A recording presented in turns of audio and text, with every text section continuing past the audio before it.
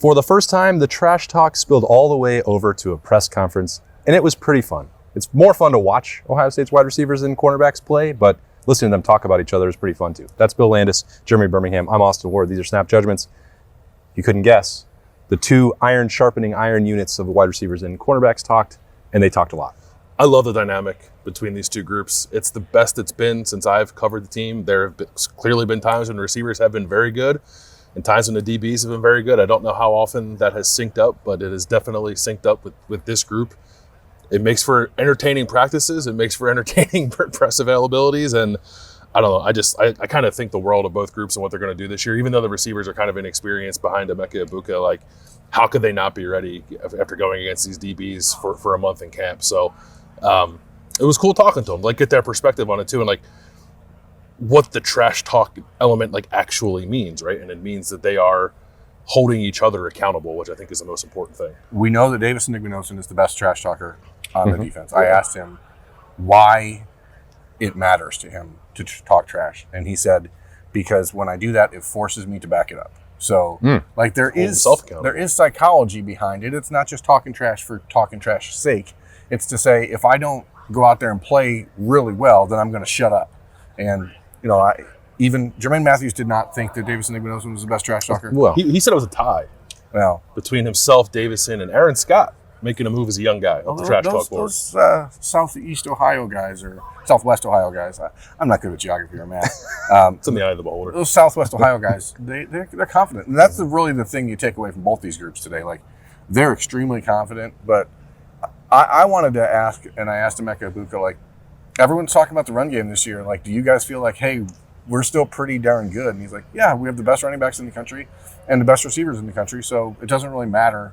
We're going to get ours. And the more you talk to that group, like Carnell Tate's like, I'm gonna go off. I mean, they all just.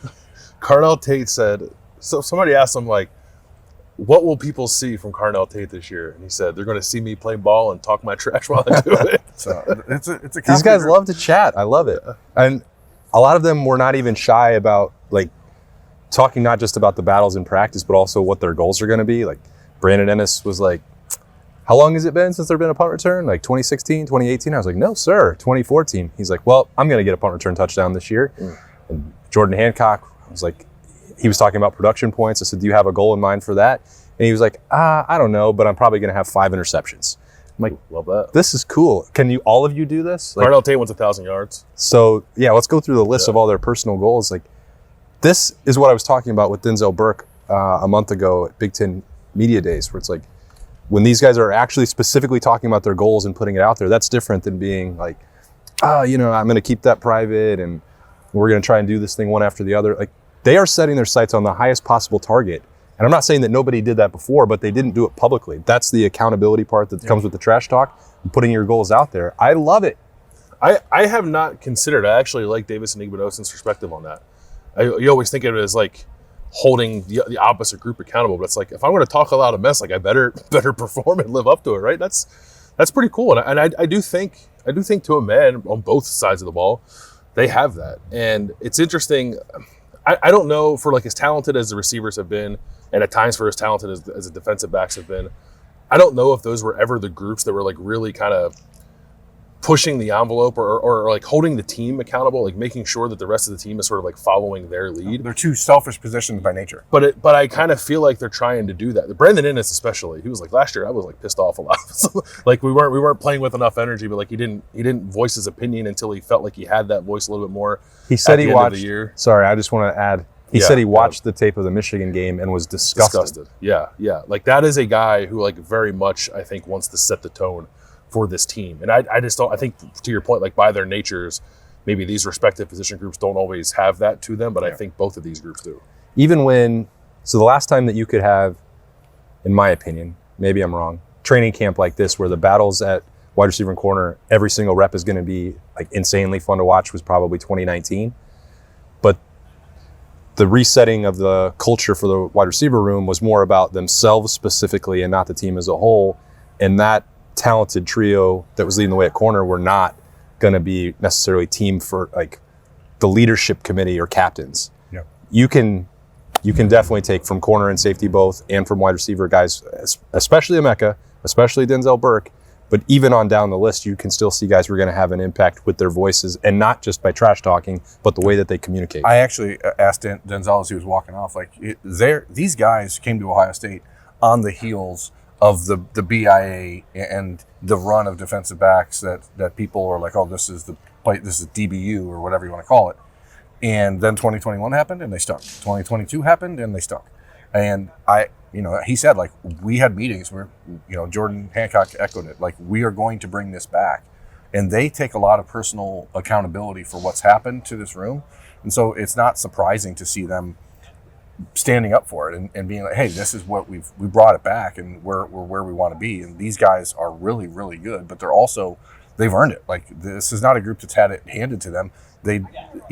I asked Jordan, I said, is it easier to talk to like Jeff Okudah when he comes back now because you guys are holding up to the standard? And he said, absolutely. Like, it's easier because we felt like we were letting people down.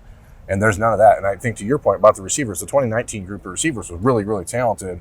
Obviously, you had Chris Olave and Garrett Wilson as a freshman and Jamison Williams, but none of those guys were like talkers. They were not.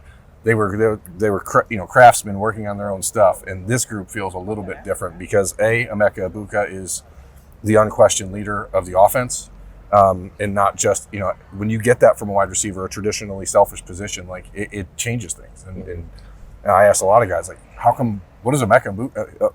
JJ Smith said that Emeka Egbuka was his mentor. Bryson Rogers said Emeka Egbuka was his mentor. Brandon Ennis said Emeka Egbuka was his mentor. Like, that's a rare thing. And so, we talked about Emeka Egbuka a few weeks ago and how valuable he is, but I still don't think he gets nearly enough credit for what he's bringing to his team. Yeah, and I think you can understand why there's conversation about Jeremiah Smith, why there's excitement about Carnell Tate, and why there's intrigue for us to talk about Brandon Ennis or wide receiver 4 or 5, because it's easy to take Emeka Egbuka for granted. I think we keep bringing that up as a reminder for how important that is for the offense, but also within the room. They certainly are not complacent about that or not taking his presence for granted. A day like this is, though, another reminder of, like, even if the crowd around Jeremiah Smith to talk to him for the first time is massive and maybe not so large for Emeka, everybody else is talking about Emeka. Yeah, I mean, his impact is noticeable. And it'll be that case on the field, too. He was asked, like, about the different opportunities that might be available to him in Chip Kelly's scheme, and he just sort of smiled and said, like, I don't think I'm going to talk about the scheme. But it was like in a wink way, it's like, yeah, like, I'm going to do a lot for this offense. So Brandon Ennis told me, though. Because they both get it. Yeah, no, they're very similar players. I cannot wait. They're going to have the ball in their hands a lot and in a few different ways, I think. And you can't help but be excited about it, even if they don't want to get super detailed about what it's going to look like. I think we can use our imagination and figure it out. And Emeka's table session was probably hampered by the fact Tim Walton and Brian Hartline were out there at the same time as he was. And so people obviously have to make a choice who you're going to talk to. And again, even in that group, Emeka Egbuka's on like, whatever. We've heard him talk 17,000 times. Did you guys get anything out of the coaches? I think because these players are also interesting and so willing to speak their minds. Like, we got two of the more vocal / honest to a fault coaches out here, and I don't think they really said anything that caught my attention in a way that was. I don't think they have a ton that we don't really have a feel for. Tim Walton said that he currently has confidence that he could play 5 corners. I'm not sure that I thought he would say that at this point. And he said there may be a 6th. And he said it could be in a few days or maybe in a week or so it could get to 6. I don't take that as a suggestion that Ohio State would play that many. Although good depth is good depth. There's nothing wrong with that. I don't think, who the top 3 are. You know that Calvin Simpson-Hunt is pushing for that. Jermaine Matthews is 4th, I'd imagine. Yeah, right? so. Yeah. It was funny to watch the different ways people were trying to get Tim Walton to say who 5 and 6 could be. It was asking about Calvin Simpson-Hunt and asking about Aaron Scott, and his stock answer was just sort of like, oh, well, they're in the mix. They're doing some stuff. But I think those are clearly the next 2 guys. But he also seemed to push back on the notion that they're lacking depth at the nickel spot. In that slot. I think that was just last week after they left the practice field. Like, Lorenzo Styles did not practice. I think that there's, and he spoke today as well. Yeah. He had back on Thursday. He had the non-contact yellow penny jersey on, but I think putting him back in there's a lot of people in the building that are pretty confident about what Lorenzo can do at nickel, and even some of the wide receivers were talking about how far Lorenzo has come in a year's time. So I think that has alleviated some of that, and that may have just been catching Jim Knowles on the wrong day. Yeah, I think it was. Lorenzo said like he feels comfortable now at DB. He had his shoulder like kept separating on him in the spring, so that's why he missed time. He had surgery. That's why he's still non-contact, but he seemed pretty confident then that he'll be ready to play when the season starts. And I think what we saw out of Jermaine Matthews playing nickel, I think was kind of just a direct response to not having Lorenzo Styles. And when Lorenzo got back, he was playing nickel and Jermaine was back outside. Jermaine said he's kind of been 50-50 slot and outside, but it's mostly been outside since Lorenzo came back. So I think that shows that they have a lot of confidence in what Lorenzo can do. It felt like Jermaine Matthews wanted an opportunity to play some nickel, though. And I don't know. It's probably important for him, if he's going to be the third corner or the second or third nickel, like to be able to play both. Yeah. And he also was talking about just seeing what Jordan Hancock did in that role. And it's like, that's a lot of playmaking opportunities and maybe an easier way to get your hands on the football than lining up outside. So I think everything is coming together in a way that there's more options, there's more depth, there's more versatility, there's more schematic flexibility for Ohio State in the secondary than like anyone should ever have. Yeah, I mean it's a unit, and we've talked a lot about how this team can just do pretty much whatever they choose to do position-wise because they have so much depth and so much talent. So I don't think it should be a concern for anybody that Jeremiah Smith that Jermaine Matthews is like, maybe he's going to play inside, maybe he's going to play. He's going to play a lot, and he's still the number 4 corner on this team, which is flat out stupid when you consider that he'd probably be the number 1 corner at a lot of places. How many teams are in the Big Ten? 18. He would be the number 1 corner at 16 other schools in the Big Ten. Just not here in Michigan, right? Yeah. I think that's probably correct. Which is a couple other good ones, but yeah. Pretty nuts. Wild. Was there something else that you learned then, Berm? No, I mean, I think, we got first scrimmage on Saturday, right? So going to the Horseshoe. We see Carson Hinsman over here. So he practiced today. He's obviously back. Did not see Josh Simmons, but I wasn't paying that close attention. I was trying to clock the lineman. I didn't see Simmons or Fitzpatrick, but yeah, Carson. So I guess we would, if we're talking about the depth and what they can actually do on Saturday, Davison Igbinosun had a pretty big brace on his hand. Looked like he had his fingers like buddy taped too on Thursday. So little nicks there. I didn't see Kenyatta Jackson, but again, I wasn't paying that close attention. It looked like he rolled his ankle right on Thursday. He was down on the field for about 10 minutes on Thursday, and then he was back up and moving around, but he wasn't taken off. But he didn't practice again. So. Right. Camp season. People are going to get banged up. That happens. Being banged. I asked Ryan Day what time we were supposed to be at the Horseshoe on Saturday for the scrimmage, but he didn't answer. He pretended to be on the phone and kept walking. He just did that thing where he holds the phone to his ear, but you can see the home screen. And then he might be one of the best in the country. He took a second to process what I said, and then he smiled and just kept on walking. Yeah, it was a good effort. I appreciated it. But I also asked Will Howard, and he was like, "Whenever you guys want to be there." I said, "Cool." So I got I did get us an invitation. Nice.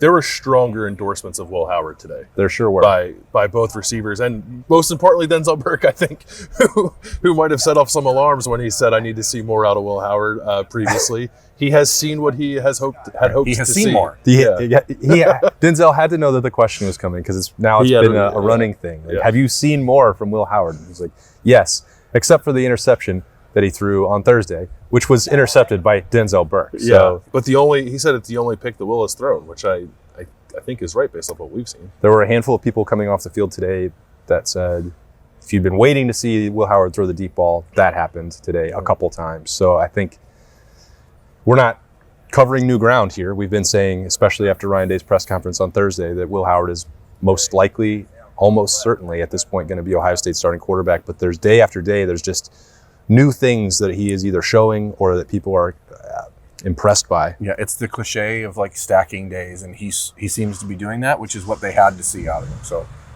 if he's doing that and putting it on the field, again, it seems like it's heading in that direction pretty clearly.